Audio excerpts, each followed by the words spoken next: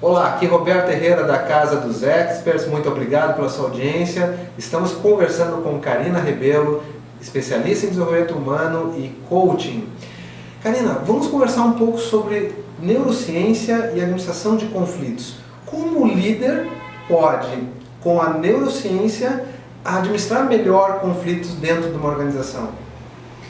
Herrera, de tudo que nós viemos falando dos últimos blocos, tudo vem se complementando.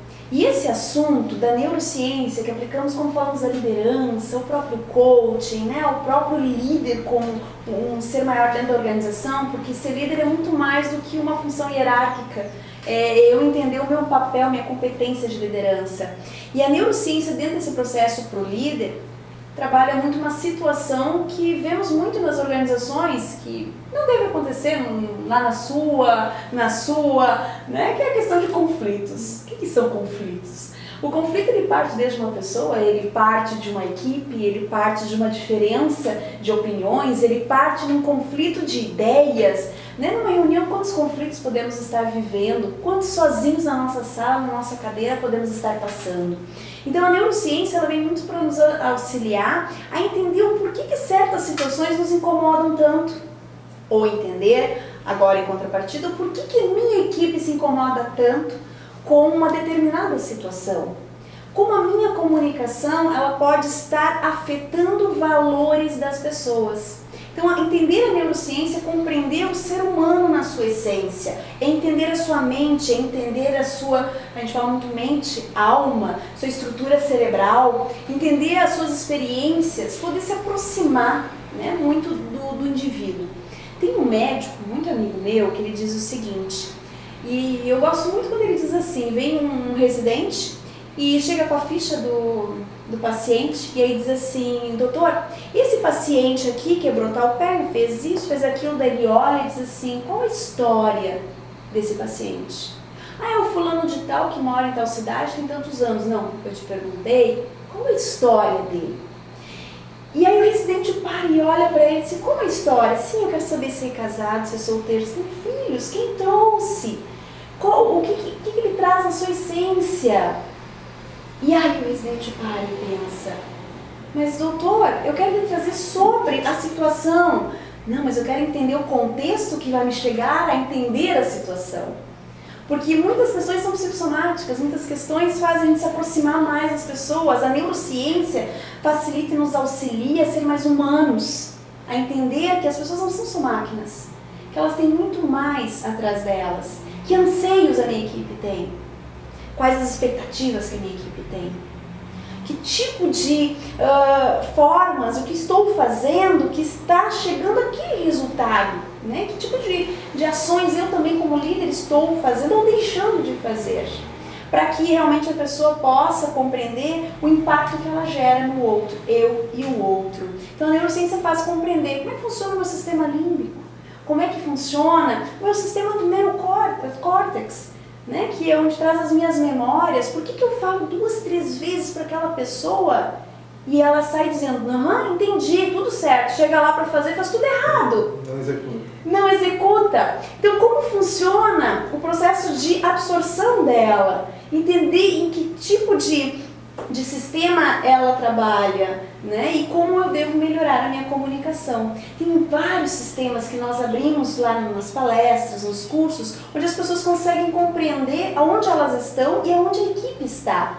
E no momento que eu descubro a estrutura dela, eu consigo entender como eu devo, que estratégia eu devo adotar para chegar nessa pessoa de uma maneira mais consciente. Especificamente numa pessoa. Então, o que a gente entende desse assunto é que não dá para tratar todo mundo igual.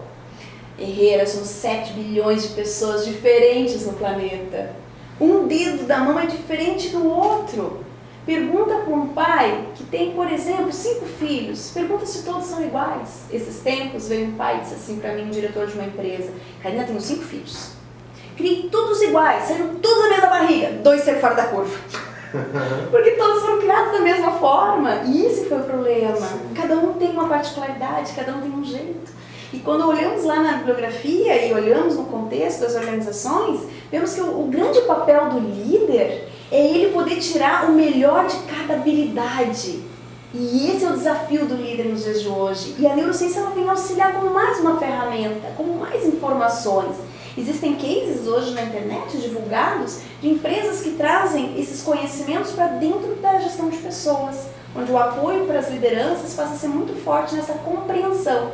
E aí vem a neurociência aplicada a vendas, marketing, neuroliderança, neurocoaching, e aí tem uma amplitude enorme, onde a neurociência, a cada tipo de disciplina, ela vai auxiliar na compreensão do ser como algo maior.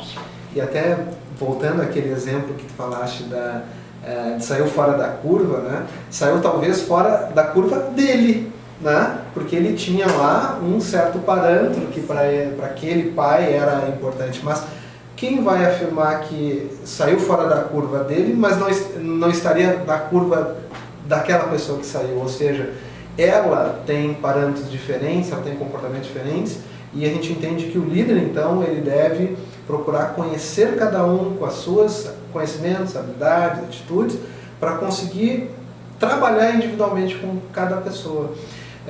Que ferramentas, então, um líder pode lançar mão, né, deve aprender para conseguir tratar cada um como é? Herrera, boa pergunta. Hoje existem diversas ferramentas. Quando você falou, quero voltar um pouquinho, quando você falou naquela questão das diversidades, né? São 7 bilhões de pessoas diferentes, enfim. Imagina hoje com essas gerações, geração X, Y, Z. Isso até dá um outro bloco, falar neurociência com a geração Y. Com a geração Y, sabe que a gente pode estar trabalhando, e existe hoje vários estudos nessa linha, né? E as organizações cada vez mais precisam de informações vinculadas a como trabalhar com essa nova geração, como desenvolvê-las. Porque a geração que está hoje dentro das organizações, e essa Z que já está aí sendo estudada com uma linha de tendência muito forte dentro das relações, é o que essa geração Y também vai estar recebendo daqui a um tempo. Então, um outro bloco já é um grande assunto, né? E dentro dessa questão das ferramentas, então, o líder, ele, em primeiro lugar, às vezes a gente acha que as coisas são muito complexas. E, no entanto, se começam pelas coisas simples. Simples como desde conversar mais com o seu colaborador, entender qual o jeito, que mecanismo que ele funciona. Se eu falando, depois eu indo lá acompanhar, se eu preciso pegar pela mão, se eu preciso desenvolver alguma coisa junto com ele por exemplos, ou simplesmente um monitoramento. Usar as ferramentas que a organização tem, como por exemplo a avaliação de desempenho, como um bom processo de feedback. Hoje já existem ferramentas dentro do neurofeedback, sabia? Já se trabalha em neurofeedback. Existem softwares que a gente consegue utilizar inclusive para saber o que o feedback está gerando dentro do cérebro da pessoa, que tipos de reflexos e que áreas que estão sendo mais atingidas. É incrível essa parte. E também ferramentas como que nós utilizamos e entregamos, inclusive no nosso curso, de poder avaliar o perfil de cada um dos meus liderados.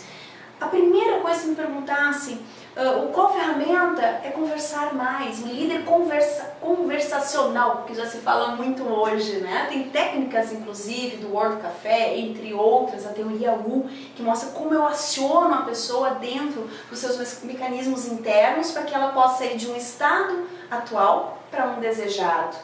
Mas todo esse processo vai funcionar se o líder se predispor a se compreender, a se olhar. O autoconhecimento, o autodesenvolvimento. No momento que eu me entendo, eu consigo compreender melhor o outro. Tem uma frase que eu sempre gosto de finalizar nos meus eventos, quando falamos de mudanças, de conflitos, que é a seguinte: a maior insanidade do homem é saber que a mudança é necessária, mas querer que ela parta do outro. Ela parte da gente. Quem dá o primeiro passo somos nós. Muito bem. Conversamos com Karina Rebelo, especialista em desenvolvimento humano e coaching, sobre vários assuntos como liderança, líder coaching, neurocoaching e o quanto a neurociência pode ajudar um líder a fazer melhor esse trabalho na liderança.